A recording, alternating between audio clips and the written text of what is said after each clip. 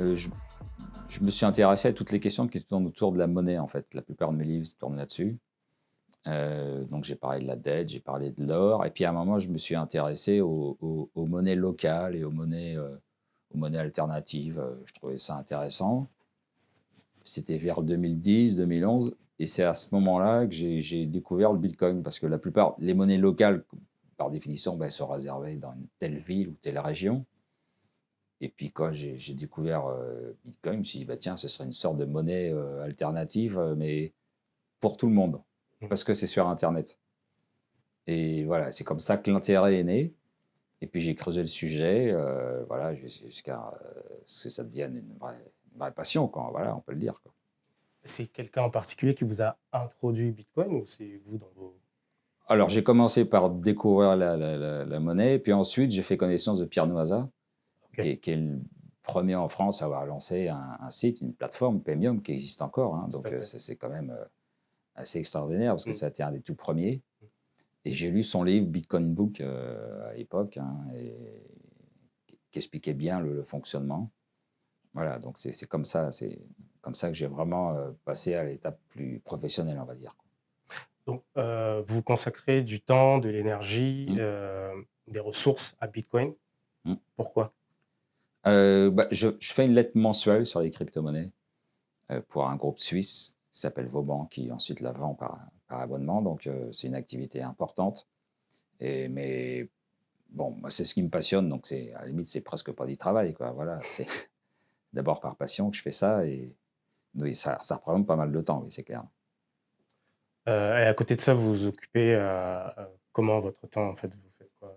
C'est quoi Ah, exactement être économiste? alors moi, je suis économiste indépendant, c'est-à-dire que je suis pas rattaché à une banque ou à une université. OK, Je suis à mon compte et j'ai plusieurs clients. Donc, le groupe Vauban pour lequel je fais ma lettre mensuelle, le groupe Or.fr pour lequel mmh, j'écris aussi des articles. Et puis j'ai quelques autres clients réguliers ou d'autres ponctuels, voilà. ouais, Mais vous êtes une je suis sorte de indépendant. freelance, quoi. Voilà, voilà, c'est ça. OK, super. Alors, est-ce que, vous pouvez, me parler peut-être d'une actualité récente qui vous a marqué? Ça peut être Bitcoin ou ça peut être en lien avec, ce qui se passe actuellement en France. Dites-nous un peu, Bah, pour essayer une actualité un peu récente, c'est ce qui se passe sur Bitcoin, justement, c'est ce qu'on appelle les ordinals ou les ERC20. C'est-à-dire qu'il y a eu des modifications du code qui ont permis de mettre un peu de texte. Et récemment, il y a des gens qui ont eu l'idée de mettre des NFT et tout ça. Et dans le milieu, pas mal de gens, et je suis assez d'accord avec eux, considèrent que c'est un peu de la pollution parce que ça alourdit les blocs pour rien. Surtout que si on veut faire des NFT ou si on veut faire tout autre service de la finance décentralisée ou autre sur Bitcoin, ça doit se faire sur la deuxième couche. Et ça, Satoshi Nakamoto en parle dès le début, en fait, hein. Il dit, voilà, Bitcoin, c'est une blockchain qui va les transactions toutes les 10 minutes. Donc, c'est pas vraiment fait pour pouvoir aller payer son café, quoi, en mmh, fait. Par contre, en deuxième couche, on peut faire plein de choses plus rapides. Il y a Lightning Network qui se développe beaucoup, qui permet de faire des micro-paiements avec des frais extrêmement faibles et de façon instantanée. Il y a aussi des projets pour développer de la finance décentralisée, tout ça, voilà. On peut faire des NFT, on peut faire tout ce qu'on veut, mais il faut le faire en deuxième couche. Il ne faut pas le faire dans la blockchain principale. Donc j'espère que c'est une mode qui va bientôt disparaître. Voilà, ouais. tous Ça ces semble trucs-là. s'être tassé, hein. On en parle un peu moins Oui, voilà, aussi, voilà. Si ça s'arrête, tant mieux, quoi. ouais, OK, donc ouais, je vous ai demandé, hein, oui, Mm. la raison pour laquelle, vous consacrez pourquoi c'est devenu comment vous expliquez que ce soit devenu une passion, en fait? Quel est le moteur derrière? Ou, l'élément déclencheur, qui a créé ce Ben, je crois qu'on est en train de vivre une révolution et c'est quand même pas si courant le fait d'assister à l'émergence d'une nouvelle monnaie, quoi. Donc c'est une monnaie et c'est aussi une façon de voir les choses parce que bon, la naissance de l'euro, c'était aussi une nouvelle monnaie, mais bon, c'était quand même pas très révolutionnaire non plus. mmh, Là, il y a toute une dimension révolutionnaire dans le Bitcoin, donc, et on n'en fait pas le tour. Et il y a en permanence des innovations qui se passent sur Bitcoin, puis aussi Ethereum, puis aussi d'autres cryptos intéressantes, quoi. mmh. Donc je considère qu'on est, voilà, on a la chance de vivre à cette époque Donc, on peut y consacrer du temps et voilà, ce ne sera pas du temps perdu, c'est clair. Euh, Est-ce que ceux qui découvrent Bitcoin ou qui connaissaient auparavant, mais Mm. qui ne sont pas encore véritablement Mm. impliqués, arrivent un peu tard à la fête, aujourd'hui en 2023? Non, pas du tout. On est encore qu'au début. Quand on voit le nombre de gens qui possèdent des bitcoins dans le monde, alors il y a différentes estimations, mais enfin on tourne à quelques centaines de millions. On est 8 milliards, donc voilà, il y a encore une énorme marge de progression. Mhm. Et puis le cours actuel, bon, Bitcoin ne pèse pas si lourd que ça hein, quand on regarde par rapport à la planète finance. Mhm. Donc il y a encore une marge de progression énorme, quoi. Donc il ne faut surtout pas considérer qu'on est en retard. Et voilà, on peut tout à fait y aller, on peut tout à fait acheter, on peut tout à fait, voilà. Mhm. Vous parlez d'innovation tout à l'heure. Mm. Effectivement, il y a énormément d'innovations Mm. qui se créent en deuxième couche, Mm. etc. Pourquoi est-ce que Bitcoin est si difficile à comprendre?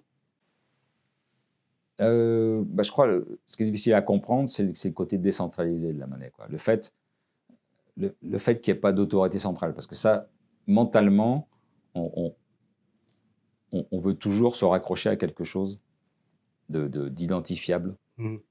Et le fait que Bitcoin fonctionne de façon décentralisée, qu'il n'y ait pas une autorité centrale qui décide, ça mentalement, c'est quelque chose qu'on a du mal à comprendre.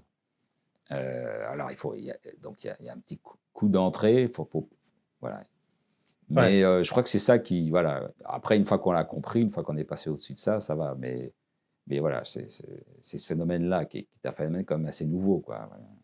vous en êtes tenu par la main ou quelqu'un, une autorité qui... Voilà, on se dit toujours, mais qui contrôle Bitcoin? Enfin, quelqu'un qui ne connaît pas Bitcoin se dit, mais qui contrôle? Qui Ouais. est derrière? Mm. Ben non, il n'y a, Ouais. personne, c'est décentralisé. Voilà. Donc, c'est une communauté. Voilà. Mm. C'est un peu réseau. Voilà. Donc, Ok. Alors, mais qu'est-ce que Bitcoin alors, la définition, c'est que c'est une monnaie décentralisée. Donc, c'est une monnaie à part entière. Moi, je dis, il y a une question qui se pose par rapport à la monnaie. Il dit, est-ce que ça a une valeur intrinsèque? Moi, je considère que ça a une valeur intrinsèque, voilà, Bitcoin. Qu'est-ce que vous Euh, entendez par valeur? C'est-à-dire, c'est pas une contrepartie. Euh, L'euro a une contrepartie qui est le bilan de la BCE, quoi, voilà. Ou quand vous achetez une action, Mm. la contrepartie, c'est l'entreprise elle-même. C'est une valeur de contrepartie. Donc c'est un morceau du capital. Voilà. Mm. Quand vous avez de l'or, il n'y a pas de contrepartie, ça a une valeur intrinsèque. Quand vous avez un tableau, ça a une valeur intrinsèque. Un bien immobilier, ça a une valeur intrinsèque. Alors souvent, on se pose la question, encore aujourd'hui d'ailleurs, Bitcoin, c'est de quel côté? Non, c'est du côté de la valeur intrinsèque, parce que Bitcoin, justement, c'est pas qu'une monnaie. C'est aussi un réseau de paiement. Un réseau de paiement qui fonctionne 24 heures sur 24 sur la planète entière, avec des frais de fonctionnement extrêmement faibles. Et ça, en soi, ça a de la valeur. Mm. Bon, une autre chose qui a de la valeur, c'est qu'on sait qu'il n'y aura pas plus de 21 millions d'unités de Bitcoin, donc il n'y aura pas de planche à billets. Donc ça, c'est aussi un élément de valeur. Et puis, le Bitcoin, c'est aussi, on en parlait, c'est aussi une blockchain sur laquelle on peut construire d'autres services que le simple paiement. Voilà, donc ça aussi, ça a de la valeur. Donc ça, c'est de la valeur intrinsèque. Donc pour ça, moi, je dis Bitcoin a une valeur intrinsèque comme l'or. Voilà. Et donc, il est la contrepartie de personne. Et donc, il ne dépend de personne. Voilà, c'est ça qui est fondamental à comprendre. Donc c'est ça. Et c'est décentralisé, c'est-à-dire qu'il n'y a pas une autorité qui le contrôle, il n'y a pas une personne qui le contrôle. C'est décentralisé. Alors comment ça fonctionne? Parce que on garde dans la blockchain la mémoire de toutes les transactions depuis le début. Mm. Et c'est comme ça qu'on peut dire que telle personne, enfin tel numéro de compte, possède tant de Bitcoin parce qu'il en a reçu tant et il en a dépensé tant. Mm. Donc tout le monde sait que telle adresse Bitcoin a tant de Bitcoin et qu'elle peut faire donc des paiements ou continuer de recevoir. Voilà. Et cette information, elle est publique, elle est partagée, elle est dupliquée sur sur des milliers d'ordinateurs. À contrario de la banque où c'est un peu la Voilà. boîte noire. Alors qu'une banque, c'est centralisé, c'est une boîte noire, on ne peut pas savoir ce qui se passe. Bon, Mm. en même temps, ça a des avantages, mais voilà, mais c'est complètement différent. Voilà. Mm. Mm. Donc c'est ça, voilà. Bitcoin, c'est ça, c'est une monnaie décentralisée. C'est ça qui est fondamental à comprendre, quoi. Ok. Alors, Le prochain halving, Mmh. c'est prévu en avril 2024, il Ouais. me semble. Quel est le meilleur scénario ou le moins pire que vous pouvez prédire? Alors, Peut-être déjà rappeler c'est quoi le ouais, ouais. halving? Alors le halving, oui, et pour expliquer le halving, c'est comment est-ce qu'on va arriver à 21 millions en fait. Parce qu'on est à 19 millions aujourd'hui, on a commencé à zéro le 3 janvier 2009. Voilà, et donc le halving, c'est la récompense que touchent les mineurs quand ils valident un bloc de transaction. Le premier qui valide un bloc de transaction touche des bitcoins. Donc au début, il en touchait 50 et on divise par 2. On est à 6, 25, on sera à 3, 125 Mmh. à partir d'avril 2024. Alors après, la question, j'ouvre une parenthèse, mais quelle va être la motivation des mineurs si ça diminue, puis un jour ce sera à zéro? En fait, les mineurs, ils touchent les bitcoins qui sont créés, mais ils touchent aussi les frais de transaction. Donc à terme, les frais de transaction vont un peu augmenter. Pas forcément en pourcentage d'ailleurs, parce que comme la valeur du bitcoin va monter, bon, ça devrait Mmh. compenser. Mmh. Et puis les bitcoins créés vont progressivement tendre vers zéro. Et à ce moment-là, on sera à 21 millions. C'est comme ça qu'on arrive. Donc le halving se produit tous les 4 ans. Et ça correspond en fait à un changement de politique monétaire, c'est-à-dire à une raréfaction. Et donc à une diminution de l'inflation. Au début, quand le bitcoin a été créé, il y avait de l'hyperinflation parce qu'il y avait 50 bitcoins qui étaient créés toutes les 10 minutes sur une base qui était très faible. Donc il y avait de l'hyperinflation. Aujourd'hui, on tend vers zéro. On pourrait presque dire que le bitcoin a le destin inverse des monnaies. C'est-à-dire que les monnaies, quand elles sont lancées avec tambour et trompette par les États en disant ayez confiance, c'est une monnaie solide.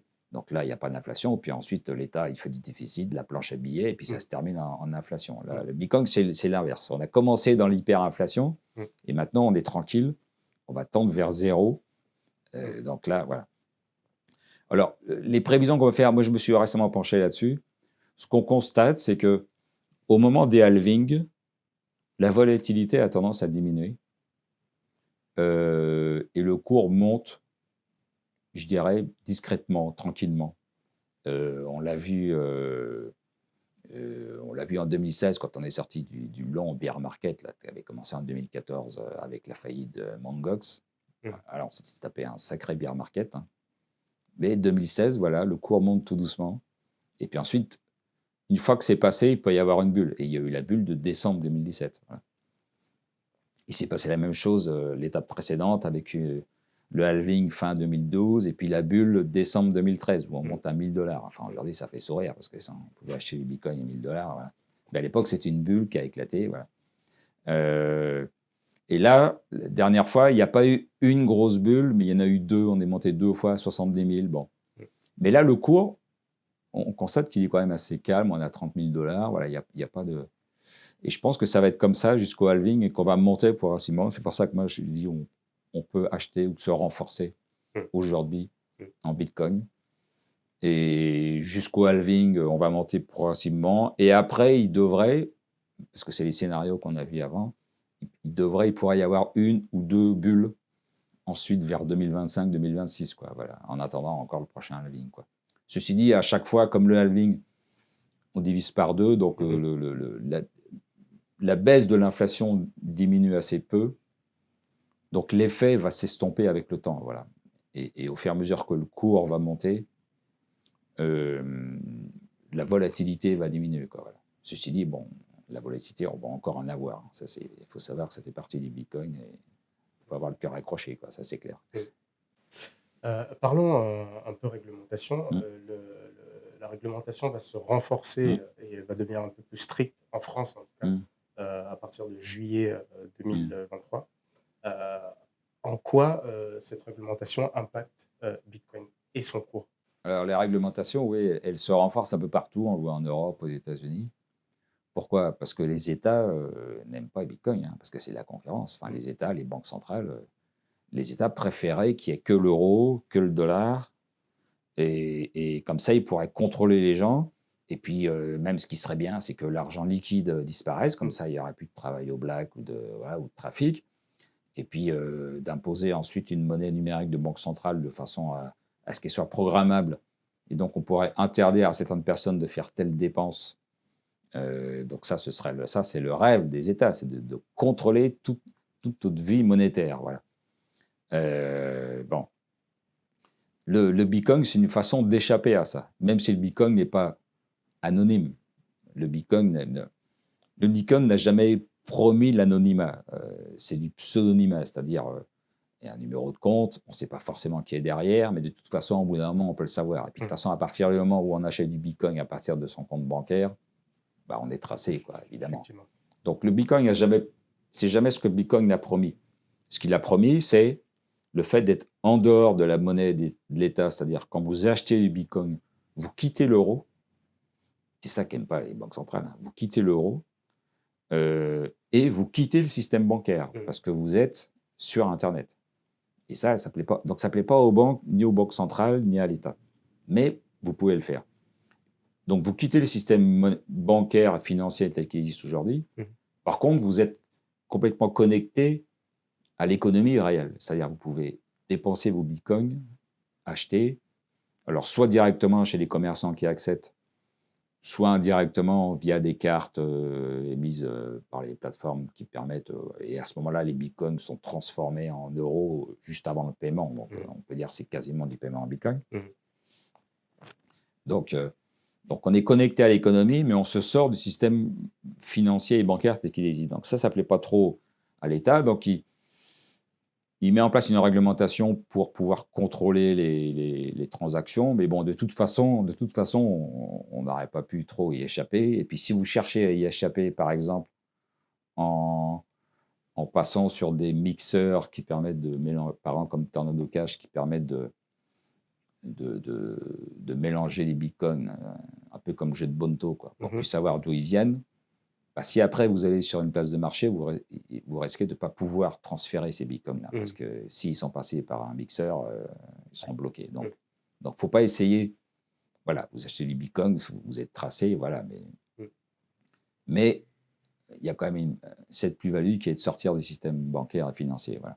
Alors, les États mettent une pression réglementaire. Ça pose un problème pour la finance décentralisée, parce que la finance décentralisée, quand on fait des emprunts ou quand on fait du stacking, des choses comme ça, des pools de liquidités pour avoir des revenus récurrents, on n'est pas forcément obligé de donner son identité. Donc c'est une façon un peu détournée, un peu d'anonymat. Ceci dit, c'est quand même des volumes assez faibles. Bon.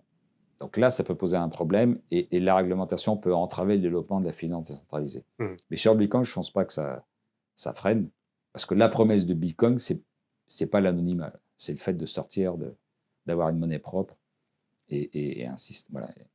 Et comment, du coup, cette réglementation impacte le cours? Alors, la réglementation, elle impacte parce que, d'un côté, il y a une peur d'une réglementation qui soit trop dure. Donc, ça dissuade des personnes d'y aller, ça dissuade des entreprises, des investisseurs institutionnels d'y aller. La Fed aux États-Unis fait en sorte qu'il n'y ait pas d'ETF sur Bitcoin. Donc, il y a les ETF actuellement sur Bitcoin, mais c'est sur des contrats futurs. Voilà, ce n'est pas directement des bitcoins comme des ETF sur des actions ou autres. Hein. Alors peut-être qu'un jour ça va se faire, mais bon. Donc le système bancaire se défend et fait en sorte de limiter. Donc ça freine l'arrivée du grand public et des investisseurs institutionnels. Des grosses institutions. Voilà. Mais ceci dit, ça fait que ralentir un mouvement et de toute façon, il n'y aura pas d'interdiction de Bitcoin. Bon, ça, maintenant, on le sait, quoi. Voilà, donc, parce qu'un État qui mettrait en place une réglementation trop dure verrait fuir les personnes et les entreprises qui se créent autour. Les États-Unis le constatent un petit peu en ce moment, hein, parce qu'il y a un certain nombre de fonds, d'entreprises qui vont à Londres ou en Europe, parce qu'aux États-Unis, il y a une incertitude assez importante là-dessus sur la réglementation. Il faudra peut-être attendre l'élection présidentielle pour que les choses et la prochaine élection au Congrès pour que les choses se stabilisent. Mais bon. Mais en tout cas, cette pression réglementaire, elle freine. Mais bon, elle ne peut pas remettre en cause le succès du Bitcoin pour moi. Vous l'évoquiez tout à l'heure. Est-ce que vous pouvez développer peut-être sur la politique monétaire de Bitcoin? Oui, alors, la politique monétaire de Bitcoin, la différence par rapport aux banques centrales, c'est qu'elle est connue à l'avance, parce que c'est la diminution par 2 des récompenses des mineurs, c'est-à-dire le halving. Ça, c'est programmé et ça ne peut pas être modifié. Alors que les banques centrales, on ne sait pas. C'est-à-dire, au moment de la création de l'euro, on aurait dit, il y a peut-être d'ailleurs des gens qui l'ont dit, un jour il y aura 10% d'inflation. Les défenseurs de l'euro disent, mais non, ça n'arrivera jamais. L'euro sera une monnaie stable, très bien gérée, voilà. Bon. Mm. Et puis c'est arrivé, voilà. On y est, alors on est peut-être en train d'en sortir, mais c'est pas sûr non plus. Bon, avec le Bitcoin, ce risque-là n'existe pas, quoi.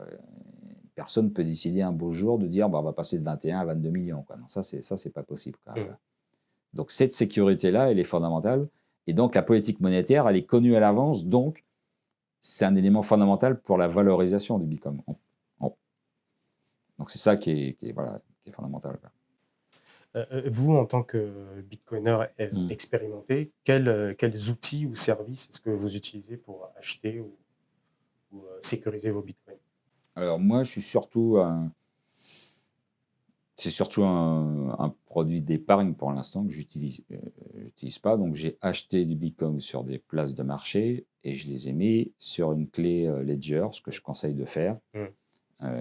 Parce que moi, j'ai découvert un peu à l'époque de la faillite de Mt. Gox. Hein, donc, et à l'époque, il y avait régulièrement des plateformes qui disparaissaient du jour au lendemain. Mm. Ça arrive un peu moins maintenant. Enfin, il y a quand même eu FTX. Hein. Donc, il ne faut pas se dire qu'on est dans un âge adulte et mature. Hein, ça peut encore arriver. Donc, si on a une somme conséquente, bah, vaut mieux la mettre sur une clé Ledger, c'est-à-dire devenir propriétaire de ces clés privées. Et donc, même si la plateforme sur laquelle on a acheté fait faillite, eh ben, on a ces bitcoins, il n'y a pas de problème. Mais il faut le faire parce qu'on va au bout de la logique, c'est-à-dire qu'on devient sa propre banque. On ne dépend de personne. Si vous laissez vos bitcoins sur une place de marché, bah, vous revenez dans le système bancaire. Tout à fait. Et donc, vous dépendez de la place de De la marché. Donc, plateforme. il faut aller au bout de la logique. Vous achetez les bitcoins, vous les avez en propre. Voilà. Et moi, je ne les dépense pas. J'attends parce que je suis absolument convaincu que ça va encore beaucoup monter. Donc, pour moi, il est hors de question que j'y touche dans les quelques années qui viennent, quoi. Voilà. Excellent. En quoi est-ce que Bitcoin a peut-être restructuré votre vision du monde? Alors moi, ce que je trouve vraiment intéressant avec Bitcoin, et ça, c'est que ça oblige à se poser de nouvelles questions sur la monnaie. Parce qu'avant, on se posait plus trop de questions. C'est-à-dire qu'on quand on regardait l'histoire, on voyait qu'on a utilisé l'or, l'argent, on a utilisé les termes or jusqu'en 1914. Ensuite, entre les deux guerres, c'est pas très clair. Mm. Et puis ensuite, il y a Bretton Woods. Alors, c'est pas directement des talents or, mais c'était talent dollar et or. Et puis 71, la connexion avec l'or disparaît. Bon. Et puis, voilà. Et ça faisait partie des choses qu'on n'interrogeait plus. Il y a quelques économistes dans leur coin qui disaient, par exemple, Hayek, un des derniers livres qu'il a écrit, il dit, de toute façon, si l'État contrôle toute la monnaie, et en plus, si cette monnaie n'est plus liée à l'or, ça va se terminer en inflation. Donc, il faudrait imaginer des monnaies. Alors, lui, dans son livre, il imaginait des monnaies baquées sur des matières premières, des choses comme ça. Bon. Voilà, il y a quelques projets. Je sais que Milton Friedman, il y a une déclaration de Milton Friedman qui dit, lui, il a vu le développement d'Internet, contrairement à Hayek. Il a dit, bah, un jour, il y aura peut-être certainement une monnaie qui circulera sur Internet. Ce qui était très bien vu, très intelligent. Mais bon, ça restait des choses complètement marginales, quoi. Et là, le fait que ça apparaisse, bah, les gens comprennent qu'il peut y avoir une monnaie qui ne soit pas sous le contrôle de l'État. Et ils apprennent à comprendre ce que c'est qu'une politique monétaire, justement. Ah bon, on ne peut pas faire de planche à billets avec le Bitcoin. Et pourquoi il y a de l'inflation sur l'euro? Parce qu'on en a peut-être un peu trop imprimé. Et ça oblige à se poser ces questions-là. C'est ça aussi ça qui est intéressant. Et ça touche tout le monde. C'est-à-dire, dès que les gens commencent à entendre parler de Bitcoin, ils disent, mais quel intérêt par rapport à l'euro? C'est la première question qu'on se pose.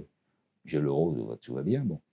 Il dit, ah mais non, mais en ce moment, il y a de l'inflation sur l'euro. Pourquoi est-ce qu'il y a ce risque-là sur Bitcoin? Voilà. Et les gens commencent à se poser des questions de fil en aiguille, quoi. Et je crois que c'est ça qui est vraiment intéressant, quoi. On parlait de Bitcoiner tout à l'heure.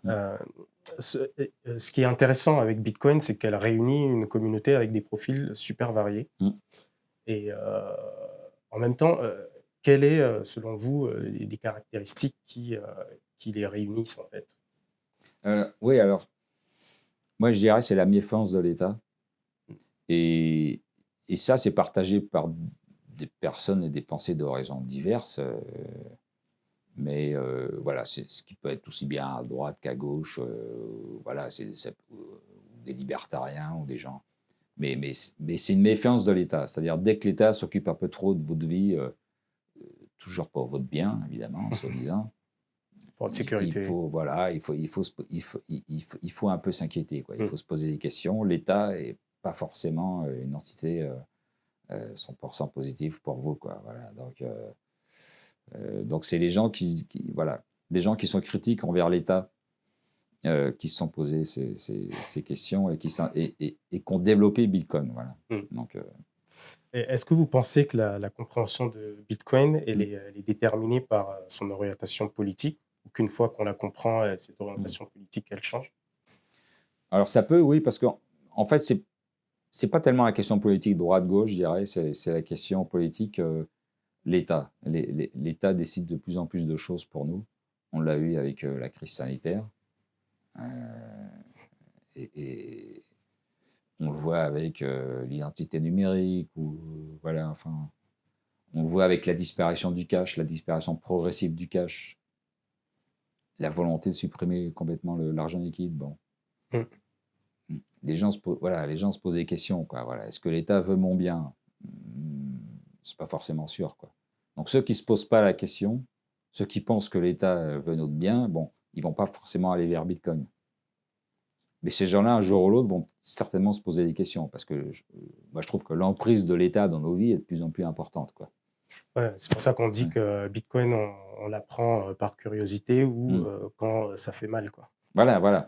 Bah, c'est-à-dire, Bitcoin se lève beaucoup dans les pays émergents qui subissent un système, soit des faillites bancaires, soit une très forte inflation. Donc, on voit au Venezuela ou en Argentine, ils sont à 100% d'inflation. On voit au Liban, au système bancaire, Mm. complètement, les banques ont fermé du jour au lendemain et la livre libanaise s'est effondrée. Mm. Bon, là, les gens sont confrontés à une situation de crise et ils se rendent compte que Bitcoin, c'est une planche de salut. Pas forcément la seule, on peut avoir des devises d'autres pays, mais c'est un peu compliqué quand les banques sont fermées. Mm. Je veux dire, même les Libanais qui avaient des dollars dans leurs banques n'y ont plus accès. Donc là, ils comprennent que le système bancaire, ça peut être un problème. Par contre, s'ils ont du Bitcoin sur leur smartphone, il n'y a pas de problème. Ils peuvent le transférer quand ils veulent. Bon. Donc, face à des événements comme ça, on voit des pays comme le Nigeria, où il y a un Ouais. contrôle il y a un contrôle d'échange aussi dans beaucoup de pays, donc on peut pas. C'est très compliqué de transférer de l'argent à l'étranger. Bon, Mm. avec Bitcoin, Ouais, la se pose question ne pas, se ouais. pose pas. Mm. Donc face à des difficultés comme ça, les gens comprennent Bitcoin. Voilà. Nous, en Europe, aux États-Unis, bon, même si on subit de l'inflation aujourd'hui, c'est pas non plus de l'hyperinflation. Mm. On a un système bancaire, Ça marche très bien. voilà, il n'y a pas encore, il y a pas de faillite. Ouais. Pas encore, enfin Mm. on verra. Bon, il n'y a pas de contrôle de l'échange. On peut acheter des dollars sans problème, mais il faut bien comprendre que c'est quand même assez rare sur toute la planète, hein. Bon. Alors, donc nous, on n'a pas vraiment besoin de Bitcoin pour tous les jours, quoi, voilà. Mais il y a beaucoup de pays où c'est une vraie planche de salut, donc c'est face à, voilà. Maintenant, ça peut arriver en Europe, hein, parce qu'on a beaucoup de grosses banques avec des effets de levier gigantesques. On a beaucoup d'assureurs, d'assurance vie, dont les bilans sont remplis d'obligations qu'ils ont achetées quand les taux étaient à zéro ou presque. Et aujourd'hui, que les taux montent, bah, ces obligations-là, elles perdent énormément de valeur. Donc, si les gens commencent à vendre leur plan d'assurance vie ou à demander à leur banque de retirer leurs fonds, bah, ça oblige les banques et les assureurs à vendre ces obligations à perte. Et ça peut les pousser à la faillite. Si la perte est supérieure à leur fonds propres, ils sont en faillite. Et c'est ce qui est arrivé aux États-Unis avec SVB, Silicon Valley Bank, et un certain nombre d'autres banques régionales. Donc, ce n'est pas un scénario impossible. Alors, l'incendie semble maîtrisé et éteint aux États-Unis là-dessus, mais rien ne dit que ça ne peut pas redémarrer. En Europe, il y a une société d'assurance vie italienne, Eurovita, qui est dans ces situations. Mm. Voilà, ça nous pend au nez, quoi. Voilà. Donc, moi, je dis aussi aux gens, si vous avez du liquide, bah, l'argent. Alors, moi, je dis l'investissement en Bitcoin, c'est du long terme, hein, parce que comme c'est très volatile, mais si vous avez pas mal de liquide et vous êtes certain de ne pas en avoir besoin dans les 6 mois ou dans l'année qui vient, bah, il est prudent de le placer en Bitcoin parce que là, vous avez une vraie sécurité par rapport à une crise bancaire ou par rapport à une reprise de l'inflation qui est aussi tout à fait possible en Europe. Voilà. Euh, on parlait tout à l'heure de Mm. confiance Mm. et de liberté assez mise à mal, en tout Mm. cas, surtout pendant la période du Covid, avec Mm. des difficultés, enfin des difficultés de mouvement, Mm. d'épargne. Et, et est-ce qu'avec tout ça, vous êtes optimiste pour l'avenir L'avenir de Bitcoin ou de la société de la société? Ah, pas tellement, parce que moi, je suis quand même économiste libéral, donc je considère justement qu'il faut faire confiance aux gens, à leur façon de s'organiser. Il faut les laisser faire, voilà. Et je trouve que l'État prend trop de place, voilà. Moi, je défends la subsidiarité, voilà, au niveau économique et aussi au niveau politique. Faut laisser les échelons inférieurs régler ce qu'ils peuvent régler. Mm. Et puis, on laisse à l'État des choses vraiment importantes en termes d'infrastructure, en termes de Mm. et puis ces fonctions régaliennes, justice, la défense, bon, voilà, où là, effectivement, l'État peut et doit intervenir. Mais enfin, il a tendance à les laisser tomber en ce moment et à intervenir partout. Donc voilà, moi, je trouve que l'État intervient trop et on ne fait pas assez confiance aux personnes et à leur capacité d'auto-organisation. Et Bitcoin apparaît justement comme une réponse, comme quelque chose, voilà, qui dit mais non, mais on peut tout à fait, on peut s'organiser. D'ailleurs, on peut créer une monnaie qui fonctionne à la confiance et sans un État et une armée et une banque centrale derrière. Voilà. Donc Bitcoin, c'est une vraie réponse à ça. Euh, voilà. Donc j'espère que Bitcoin va aussi donner des idées au-delà de la question monétaire elle-même. C'est-à-dire montrer que la société peut s'organiser et peut s'auto-organiser et que l'État ferait mieux de se restreindre à ses fonctions régaliennes. Quoi, voilà. Et derrière ça, donc il y a Mm. l'apparition, enfin le travail Mm. sur les MNBC. Mm. C'est le endgame. Oui, c'est-à-dire, oui, là, on est encore dans une logique étatiste. Et ça représente un vrai danger parce que de cette façon-là, l'État peut vraiment contrôler les dépenses. Alors, MNBC, l'idée, c'est quoi? C'est de passer ça sur une blockchain. C'est-à-dire, pour l'instant, les projets qui existent, c'est de dire qu'il y aura une MNBC, une monnaie numérique de banque centrale, à côté de la monnaie classique. Mhm. Moi, je ne crois pas à ce schéma parce que ça deviendra ingérable. C'est-à-dire qu'on aurait, en plus de son compte courant, on aura un compte avec de l'euro numérique. Donc, il faudrait gérer les deux comptes. Enfin bon. Ouais. En Ouais. plus, Christine Lagarde a dit que ce serait limité à 3 000 euros. Alors pourquoi 3 000 et pas 10 000? Enfin bon. Et les banques commerciales, ça ne leur plaît pas trop. Aux États-Unis, elles ont fait un communiqué pour dire mais nous, on n'en veut pas parce que si jamais il y a des doutes sur notre solidité, bah, tous nos clients vont transformer leurs dollars qu'ils ont déposés chez nous en dollars numériques, c'est-à-dire déposés à la Fed, où là, il n'y a aucun risque de faillite. Et si effectivement tout le monde fait ça, nous, nos comptes sont vidés et donc on va faire effectivement faillite, même si au départ il n'y avait rien, si c'était qu'une rumeur. Donc pour moi, ce n'est pas gérable. Moi, l'hypothèse que je fais, c'est qu'un jour ou l'autre, on basculera intégralement dans une monnaie numérique de banque centrale. C'est-à-dire que tous les euros qui circulent seront des euros numériques du banque centrale. Ça veut dire concrètement, ça ne changera rien. On ne le verra pas. Sauf que, quelle est la différence? Actuellement, nos transactions, elles sont suivies par notre banque. Mm.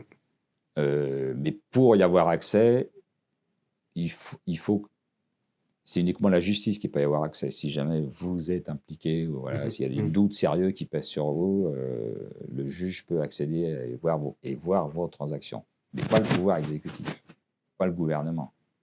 C'est la séparation des pouvoirs qui est un des fondements de la démocratie. Ce qui se passera avec une monnaie numérique de banque centrale, c'est que toute l'information, là, elle remonterait aussi au niveau de la Banque centrale, de la Banque de France ou de la Banque centrale européenne. Et là, il pourrait être tentant par le gouvernement d'aller voir un peu ce qui se passe, quoi. Et l'autre élément qui est dangereux, c'est que cette monnaie deviendrait programmable. Et donc, par exemple, on pourrait dire, si on crée un pass carbone, voilà, vous avez atteint votre quota carbone, vous ne pouvez plus acheter de billets d'avion. Ou Aujourd'hui, bien, ce serait compliqué de... Enfin, avec Visa, Mastercard, on ne peut pas empêcher quelqu'un d'acheter un billet d'avion, quoi. Mais avec une monnaie programmable, on peut tout à fait dire telle carte bancaire de telle personne ne peut pas acheter des billets d'avion. Ça peut être programmé. Et donc là, le danger, il est là, quoi. Voilà. Donc c'est un peu l'État qui va au bout de sa logique et qui contrôle tout et qui contrôle la façon aussi dont on va dépenser l'argent. Parce qu'il pourra dire on est en crise économique, il faut plus dépenser, donc on va mettre un taux négatif sur votre épargne. Voilà, c'est pour vous pousser à consommer, quoi. Enfin bon, on peut imaginer plein de choses, quoi. À partir du moment où la monnaie est complètement sous contrôle de l'État et programmable, ce sera toujours pour notre bien, évidemment, mais on sera complètement coincé, quoi. Et là, le Bitcoin sera une planche de salut, quoi. Donc, et il n'y a aucun débat concret, démocratique, demander l'avis des gens sur ces ah non, fameuses on MNBC. va surtout pas demander l'avis des gens, quoi. On va leur dire que c'est génial et que c'est pour leur bien, quoi. Et puis, point barre, quoi. Voilà. Et ceux qui critiquent ça sont d'affreux complotistes.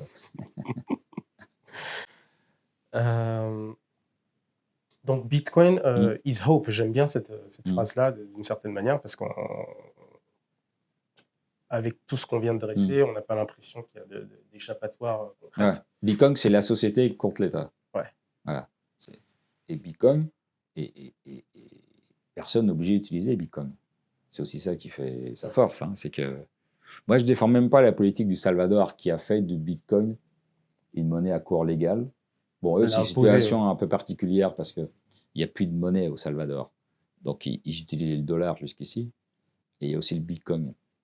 Maintenant que tous les commerçants sont obligés d'accepter. Moi, je dis, il ne faut même pas aller jusque-là. Moi, je dis, il faut que le Bitcoin et aussi l'or et aussi Ether et aussi soit une monnaie complémentaire mondiale, c'est-à-dire qu'à partir du moment où l'acheteur et le vendeur sont d'accord, la transaction peut se faire en Bitcoin, en partie ou en totalité. Ouais. Voilà.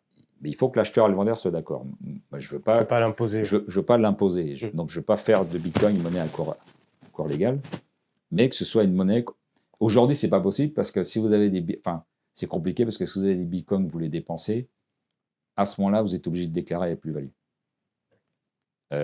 Alors techniquement, ça peut se faire parce qu'il y a des services où ils se connectent sur votre compte et ils calculent la plus-value à chaque fois que vous dépensez des bitcoins. Soit que vous les virez sur vos comptes bancaires pour les transformer en euros, soit que vous les utilisez pour acheter des biens et services. Mais c'est quand même très lourd.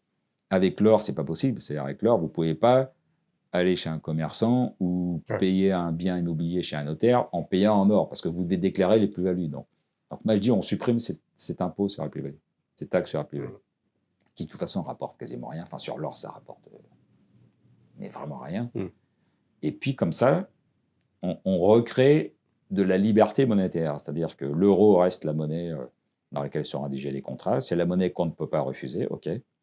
Mais à partir du moment où les deux parties sont d'accord, on peut faire une transaction en dollars, même en monnaie étrangère, en dollars, en or, en Bitcoin, en Ether. Voilà. Il faut qu'il y ait cette liberté.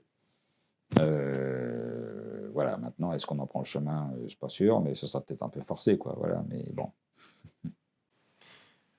Justement, vous parliez du Salvador. Quel est votre avis sur le travail du président Bukele et plus globalement sur cette expérimentation unique? Moi, je trouve ça bien. Alors, c'est même tout à fait unique parce qu'il y a un deuxième pays, la République centrafricaine, qui a accepté le dollar, qui a accepté le Bitcoin aussi. Il me semble que Ouais. c'est plus à l'ordre du jour, il me semble, pour la République centrafricaine. Bah, ça, je sais pas. Enfin, de toute façon, c'est un pays où il y a déjà assez peu de gens qui ont accès à Internet. Donc, c'est plus formel qu'autre chose. Mais au Salvador, ça se développe. Moi, je trouve que c'est une bonne idée parce que Bitcoin est amené à prendre de la valeur. Donc, se placer comme pays précurseur sur quelque chose qui va prendre de la valeur, c'est quand même plutôt malin. Et voilà, quoi. Je pense que le Salvador va en tirer profit, quoi. Voilà. Maintenant, c'est pas la monnaie en elle-même qui crée de la richesse, c'est le travail qui crée la richesse. Voilà, c'est le travail, c'est la créativité, c'est l'inventivité, c'est le commerce. Mm. C'est ça qui crée de la valeur. Mais pour qu'on puisse vraiment créer de la valeur de façon efficiente, intelligente, il faut qu'il y ait une monnaie qui, qui soit sûre, qu'on puisse transférer facilement, y compris à l'étranger, etc. Bon. Alors le Bitcoin est volatile, donc c'est un peu un problème par rapport à ça. Mm. Mais autrement, il a toutes les qualités, quoi. Voilà. Et la volatilité, bon, alors on peut la compenser, on peut aussi passer en stablecoin si on veut, on peut revenir aux monnaies fiat si on veut, au moins pour une partie. Pour la partie qu'on garde sur plusieurs années, on reste en Bitcoin. Bon, voilà, après, on peut arbitrer pour un commerçant qui a des contraintes et tout ça. Bon, mais Pour en apprendre plus sur Bitcoin, vous mm, êtes écrivain mm, aussi. Vous avez publié pas mal d'ouvrages. mm. Lesquels est-ce que vous recommandez aux, aux internets? Ah, en dehors du mien, bon, évidemment. mais Parlez-en aussi, ouais. mais moi, le premier que j'ai lu, c'est Bitcoin Boot de Pierre Noisa. Ouais. C'est surtout sur l'aspect mathématique. C'est un livre un peu technique, mais Mm. qui pose bien les bases, voilà. Autrement, moi, comme c'est un système qui est en perpétuelle Ouais. évolution, je me renseigne surtout sur la presse et Mm. voilà, sur toutes les infos qui sortent, quoi, voilà. Mm. Parce que ça bouge tellement que genre, les NFT et la DeFi, la finance centralisée, il y a 3 ans, 4 ans, personne n'en parlait, quoi. Mm. Ça n'existait même pas. Donc, mais c'est un peu comme Internet au début. Les tout débuts d'Internet, il y avait des portails où on présentait les différents sites de façon hiérarchisée avec des catégories. Il y avait des forums de discussion. C'est ça qui faisait de l'audience au début d'Internet. Il a fallu plusieurs années, presque 10 ans, pour qu'on découvre les réseaux sociaux, en fait. Aujourd'hui, ça Mm. paraît tellement évident, mais ça n'a pas été inventé au début. Alors que techniquement, dès le début, c'était possible, mais c'est pas venu tout de suite. Donc, avec Bitcoin, c'est intéressant, c'est qu'on est aussi dans ce phénomène-là, quoi. Il y a des choses qui vont être inventées dans les années qui viennent. On se dira, ah bah bien sûr, c'était évident qu'on pouvait faire ça et que ça apporte un vrai service pour plein de gens. Mais aujourd'hui, personne n'y pense, quoi. Voilà. Et un jour, ça va arriver. Mm. C'est aussi ça qui fait l'intérêt de Bitcoin, c'est que c'est une économie en pleine ébullition, quoi. Voilà. Donc il y a beaucoup de choses qui sont lancées, certains vont échouer, mais il y en a qui Euh, viendront évidentes, quoi. ouais. Votre livre sur le Bitcoin Mhm. est le plus vendu sur le sujet en France. Mhm. C'est une belle récompense de votre travail de vulgarisation. Mhm. Est-ce que vous pouvez le présenter très rapidement? Alors oui, moi c'est un livre qui est sorti, Bitcoin comprendre investir en octobre 2021, mais qui fait suite à un autre que j'ai publié en 2018. Mais c'est pas une deuxième édition parce que justement il y a eu tellement de changements Ouais. que j'ai réécrit 90% du livre, en fait. Ouais, quand même. Voilà. Et je pense que le prochain, parce que j'en ferai un prochain dans 2 ou 3 ans, je pense que je réécrirai aussi 80% ou 90% du livre, quoi, tellement ça évolue. Alors, c'est un livre qui a plu parce que je pars aussi bien de la base pour expliquer ce que c'est que Bitcoin, donc la monnaie décentralisée, etc., et, l'historique. Et puis, il y a des choses aussi très pratiques, comment on en achète, quelle est la fiscalité en France, voilà, enfin des choses très concrètes. Donc, je pense que c'est ça qui a plu, qui fait que voilà, c'est en tête des ventes, voilà. Mais Vous êtes aussi, je suis allé voir votre mmh, page Instagram, vous êtes grand amateur de culture. Vous ouais, publiez régulièrement des- comment dire ça, vous faites un peu le ouais, des bilan, des commentaires sur, commentaires sur alors ce que vous surtout avez musique vu. classique Ouais, et cinéma, quoi. Voilà, cinéma. ouais. Euh, Qu'est-ce que vous recommandez pour cet été? Ah, alors pour cet été, bah, c'est déjà un peu court parce que les plupart des festivals ont commencé, Mm. mais moi je suis plutôt musique classique, hein, donc voilà, mais comme ça, là, Festival d'Aix-en-Provence a pas mal de choses, mais en fait, la plupart des spectacles on pourra les voir à Paris, donc il n'y avait pas trop Mm. d'intérêt à y aller. Mm. Mais voilà, enfin, j'ai pas d'idée précise, ce sera plutôt des idées pour la rentrée, quoi. Voilà, Mm. à Paris, la Philharmonie. Théâtre des Champs-Élysées, l'Opéra de Paris, il y a de belles affiches, on peut encore acheter des places. Donc voilà, il faut aller voir, quoi, voilà. Est-ce qu'il y a des ponts qu'on peut créer entre Bitcoin et la culture? Mm. Euh, Comme ça, là, bah, la culture, c'est aussi une créativité qui vient d'en bas, quoi, hein, comme Bitcoin, voilà. Donc on pourrait relier ça. Et c'est aussi un domaine dans lequel l'État intervient beaucoup et de plus en plus, c'est peut-être trop, quoi. Voilà, on le Mmh. voit dans le cinéma français qui est Mmh. très subventionné. Alors, le cinéma français arrive quand même à survivre face au rouleau compresseur américain, ce qui n'est pas le cas de beaucoup d'autres pays en Europe, hein, où souvent le cinéma national est ramené à 5 ou 10% des entrées. Mmh. Bon. Mais tout cet argent est mal dépensé, quoi. Voilà. Donc, c'est encore un domaine où l'État intervient trop, à mon avis. Hein, je ne dis pas il faut tout abandonner, mais c'est un domaine, voilà, où l'État est trop présent, comme plein d'autres domaines. Et on ne fait pas assez confiance à l'auto-organisation des gens. Voilà. Donc je pense que dans la culture, il faut aussi laisser les gens s'organiser plutôt que de vouloir imposer des politiques d'État Mmh. et des subventions Mmh. en veux-tu, en voilà, quoi. Mmh. Voilà. C'est comme le système bancaire, quoi. Voilà. Il faut qu'il y ait un système bancaire, il y aura toujours des monnaies fiat, mais il faut aussi laisser les gens qui veulent utiliser les cryptos qui puissent le faire facilement, quoi. Voilà. Et de toute façon, les banques elles-mêmes peuvent tout à fait utiliser les cryptos. Le Bitcoin n'est interdit à personne, y compris aux vieilles institutionnalisées, quoi. Et si elles l'utilisent, c'est les règles du jeu de Bitcoin, voilà, c'est tout, quoi. Mmh. Donc, Tout à fait. Est-ce qu'il y a une question à laquelle vous aimeriez répondre et que je ne vous ai pas posée? hein, alors là, comme ça, là, Ou un message que là, vous souhaitez peut-être hmm. partager? Ah ben, si, alors moi, le message que je veux partager avec Bitcoin, c'est un message d'espoir. Voilà, c'est une invention géniale. Ne passez pas à côté. Voilà, c'est ça. Ça mérite qu'on s'y intéresse, qu'on y passe un peu de temps. Alors ça prend du temps, parce que c'est le temps de comprendre comment ça marche, ça prend du temps. Mais vous serez largement récompensé de vos efforts, parce que vous allez découvrir une nouvelle façon de s'organiser. Il ne faut pas uniquement voir l'aspect je peux gagner de l'argent avec Bitcoin, bon, même si c'est toujours intéressant de protéger son épargne à long terme, hein, mais il ne faut pas se limiter à ça. Il ne faut pas voir Bitcoin uniquement comme un placement parmi d'autres, à côté des actions ou autres. Non, non, c'est une nouvelle façon de s'organiser, c'est une nouvelle façon de penser la réalité économique. Donc, nous vivons une révolution, donc il ne faut pas passer à côté, quoi. Il faut s'y intéresser. Voilà.